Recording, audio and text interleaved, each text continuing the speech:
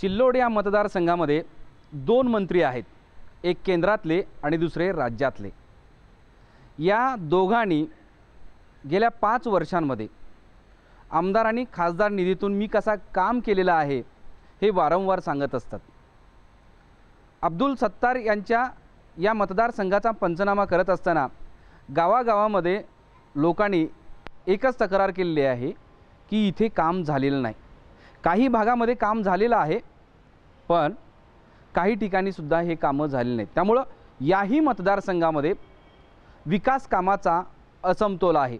आपल्याबरोबर आता या मतदारसंघामध्ये मागच्या वेळेस भारतीय जनता पार्टीकडून पराभूत झालेले आणि अब्दुल सत्तार यांना टसल देणारे सुरेश बनकर पाटील आहेत। आपण त्यांच्याशीच बोलूयात की खरंच या मतदारसंघाचा कायापालट झालेला आहे का, किंवा आमदार निधीचा वापर करून या मतदारसंघाचा विकास झाला आहे का। जय महाराष्ट्रमध्ये तुमचं स्वागत आहे। अब्दुल सत्तार यांचा दावा आहे की मतदारसंघामधली अनेक कामं मी केलेली आहेत। काय नेमकं दिसून येतंय, तुमचं काय म्हणणं आहे? प्रत्येक गावात आता ग्रामीण भागात जर आपण गेलात तर प्रत्येक रोडवर आपल्याला खडी पडलेली दिसल, पण तिथं डांबरीकरण झालेलं नाही। बांधकाम होते, 11 महिने बांधकाम मंत्री होते। बांधकाम मंत्र्याच्या काळात त्यांनी ह्या भागात खरं म्हणलं तर सार्वजनिक बांधकाम विभागाच्या माध्यमातून, जिल्हा परिषदच्या माध्यमातून जे आपले रोड आहे, कच्चे रोड आहे, त्यांना डांबरीकरणाला जोडणं आवश्यक होतं, पण अब्दुल सत्तारने केलं नाही। त्याच्यामुळं त्यांनी जे ते सांगतात, आणतात सांगताचा की मी फार विकास केला, परंतु आपण जर गावात गेलं तर लोक सांगतील की विधानसभेच्या काळात ही खडी आणून टाकलेली होती, दुसरी विधानसभा आली तरी तशीच पडलेली आहे। ते सांगतात की मी आमदार फंडातून अनेक कामं केलीत, पण आपल्याला सर्वांना माहित आहे की आमदार फंड मिळतो किती। ते सांगतात 200 कोटीची कामं केली, 500 कोटीची कामं केली, पण आमदार फंड मिळत असताना आपल्याला माहित आहे की 1.5 कोटी काहीतरी आमदार फंड मिळतो, आणि त्यांना आमदार फंड कुठे वापरला हे त्यांनी खरं म्हणलं तर जाहीर केलं पाहिजे, वर्तमानपत्रातून जाहीर केलं पाहिजे, त्या गावात बोर्ड लावला पाहिजे। अनेक देवस्थानाच्या ठिकाणी विधानसभेच्या अगोदर अनेक ठिकाणी आले, विखे पाटलाला आणलं, राणेला आणलं, त्या गावात सांगितलं की मी निवडून आल्यानंतर या देवस्थानासाठी 1-1 कोटी रुपयाचा निधी देईल, पण प्रत्यक्षात त्या गावात जर तुम्ही आपण आपल्या माध्यमातून गेले तर तिथं 1ही रुपयाचा निधी आलेला नाही। अजिंठा पर्यटन स्थळ आहे, जगप्रसिद्ध आहे, परंतु दानवे साहेबाच्या माध्यमातून या भागाचे खासदार आहेत, त्यांच्या माध्यमातून तुम्हाला सांगितलं ते 250 कोटीचं काम ते जवळपास तिथं जसं प्रतिकृती तिथं बांधण्यात आली, केंद्राच्या माध्यमातून बांधलं, राज्याचा त्याचा काही अर्थार्थी संबंध नाही। तिथं काय सत्तारनी काही केलं नाही, काहीच केलं नाही। सत्तारच्या काळात झालंच नाही ते की आता त्यांनी सांगितलं 4 महिन्यापूर्वी एक बातमी आली होती की ह्या कामाला प्रशासकीय मान्यता मिळाली की औरंगाबादपासून तर अजिंठा केवसपर्यंत चौपदरी रोड होणार आहे।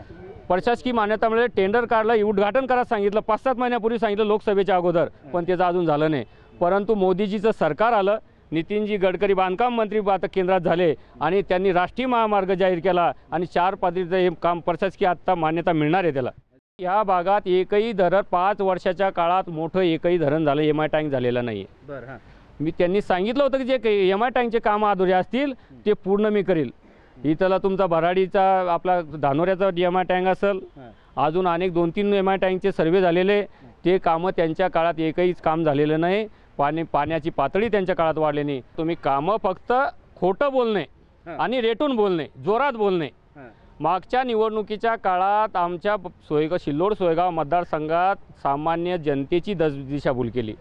25,000 फायली संजय निराधारच्या, श्रावण बाळाच्या या भरून घेतल्या, आपल्याच कार्यकर्त्याजवळ ठेवल्या, आणि 25,000 फायलीपैकी आज 2-4-5 फायली या आता निवडणुकीच्या काळात मंजुरीचे पत्र पाठवले की तुमची फाईल मंजूर झाली, तुम्ही बँकेत खातं खोला, पण ते प्रत्यक्षात तो लाभार्थी बँकेत गेल्यानंतर, तिथं तहसीलला गेल्यानंतर तिथं मंजूर त्याची फाईल राहत नाही, तो फक्त पासबुक घेऊन फिरतो। ह्या निवडणुकीमध्ये 2009ला जी लोकांनी चूक केली, लोकांना सर्वांना भ्रम निर्माण झाला, कोणताही समाजाचा माणूस जरी असला त्याला भ्रम निर्माण झाला की मागच्या निवडणुकीत अब्दुल सत्तारने आपल्याला सांगितलं होतं की इथं धरणं करू, धरणं झाले नाही। मागच्या निवडणुकीत सांगलं होतं इथं मी सांगितलं की मी इथं मोठे प्रोजेक्ट आणील, बेरोजगारी दूर करील, पण अब्दुल सत्तारची केंद्रात आतापर्यंत सत्ता होती। अब्दुल सत्तार मागच्या वेळेस पण मंत्री होते, आत्ता कॅबिनेट मंत्री झाले. इथं मोठे मोठे प्रोजेक्ट उभे करायला पाहिजे होते, बेरोजगारांना काम द्यायला पाहिजे होतं. ज्या समाजाच्या भरोश्यावर आपण निवडून आलो गोरगरिबावर, त्या जनतेचे कामं निष्ठेने त्यांनी करायला पाहिजे, ते पण ते केले नाही. या निवडणुकीत खरं म्हणलं तर यांना जनताच सांगणार आहे. आता जे आव आणून ते सांगतात, त्यांचं तुम्ही जर कधी आता त्यांची मुलाखत घेतली ते आव आणतील, मी असं केलं, मी तसं केलं, पण प्रत्यक्ष त्यांना जाग्यावर जाऊन सांगितलं पाहिजे की मी हे काम केलं. भाजपचे नेते सुरेश बनकर यांनी आमदार अब्दुल सत्तारांनी अनेक प्रश्न सोडवले नसल्याचा आरोप केलाय. मात्र सत्तारांनी हे सारे आरोप फेटाळून लावत आपण समस्यांचं निराकरण केल्याचं म्हटलंय. खेळणा धरणावरून पाणी आणलं आणि आता ह्या पाण्याची परिस्थिती पाहिल्यानंतर आमच्या खेड्यापाड्याला तो पाणी मिळावं, मी खडकपूर्णा धरणातून पाणी जो 10% त्याचं रिझर्वेशन केला, 34 कोटी रुपये त्याची किंमत होती, ती किंमत सरकारने भरायला लावली. मी मुख्यमंत्री महोदयाला विनंती केली की हे 34 कोटी माझी नगरपालिका विकलं तरी येणार नाही आणि त्याला गेल्या कॅबिनेटमध्ये खास बाब म्हणून महाराष्ट्र सरकारने मंजुरी दिली आणि ते 34 कोटी रुपये माफ झाले. आता खडकपूर्णाचा पाणी जो पूर्णा धरण आमच्याकडून नदीचा उगम आहे आमच्या कन्नड तालुक्यातून, त्यापासून परत मी 70 किलोमीटर पाणी परत आणू लागलो इथं.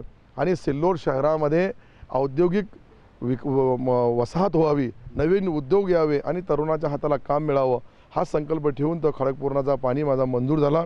राम रहीम नावाचा मार्केट पहिल्यांदा माझ्या नगरपालिकेच्या निवडणुकीमध्ये मी लोकांना सांगितलं होतं का 1000 लोकांना हाताला काम देईल, त्यांना धंदा व्यापार अनेक जातीचे अनेक धर्माचे लोकांना त्यामध्ये त्याचा भूमिपूजन बाळासाहेब थोरातच्या हस्ते 21 तारखेला होणार आहे. म्हणजे ही एकंदरीत जी काम पहिली मका हब विक्रमी माझ्या तालुक्यामध्ये मकाचा उत्पन्न आहे. त्यासाठी आपल्याला आपल्या या राज्याचे जे आमचे कृषी मंत्री आहे विखे पाटील, त्यांनी 11 कोटी रुपयाचा पहिला टप्पा मंजूर करून दिला आणि त्याचाही उद्घाटन आचारसंहितेच्या भूमिपूजन आचारसंहितेचा पहिला होईल आणि आमच्या शेतकऱ्याच्या मकाच्या मालाला भाव मिळावं यासाठी पहिला तो टप्पा 11 कोटी रुपयाचा पणन महासंघाने मंजूर करून दिला. त्याचंही पत्र मला मिळालं. पाणी अडवा पाणी जिरवा या योजनेच्या अंतर्गत मी सिल्लोडमध्ये अनेक धरणामध्ये सिल्लोड शहरामध्ये 2 वर्षा अगोदर जी चारी काढली त्यावेळेस मला शासनाने विरोध केला का तुम्ही चारीमध्ये काढू शकत नाही, आणि नंतर मुख्यमंत्री राज्यपाल सर्व आले, त्याचा जलपूजन केलं आणि सिल्लोड पॅटर्न पहिला प्रयोग पुऱ्या महाराष्ट्रभर लागू झाला. त्यांना 5 वर्षामध्ये जो निधी मिळतो तोच निधी 20 कोटी रुपये असतो. त्या 20 कोटीच्या निधीमध्ये आपण कदाचित विचार केला तर आपण एकदा गणपतीचा ज्या ठिकाणी पवित्र मंदिर आहे त्यांच्या गावाला त्या ठिकाणचे रस्ते पाहिले, त्यांच्या गावाला स्वतःचा रस्ता करू शकला नाही जो माणूस, तो माझ्या गावाचा विकास करतो, त्याला धन्यवाद द्यावा लागेल. टोटल आम्हाला निधीच त्यांनी आतापर्यंत 70 लाख रुपये 80 लाख रुपये दिला आणि 80 लाखामध्ये इतका मोठा कधी 500 कोटीचा विकास होत असेल तर मग धन्य आहे तो खासदार. हिंदू मुसलमानचा न्याय देणारा मतदारसंघ कोणता असेल, जातीमुक्त की सर्व धर्म समभाव मानणारा हा आमचा सिल्लोड सोयगाव विधानसभा मतदारसंघ आहे. का हसन मुश्रीफ कागलला निवडून येतात आणि मी सिल्लोडला निवडून येतो, हे 2च पुऱ्या महाराष्ट्रामध्ये ग्रामीण भागामधून निवडून येणारे आमदार आहेत. नेमकं या निवडणुकीमध्ये जनता कुणाला साथ देईल हे पाहूयात.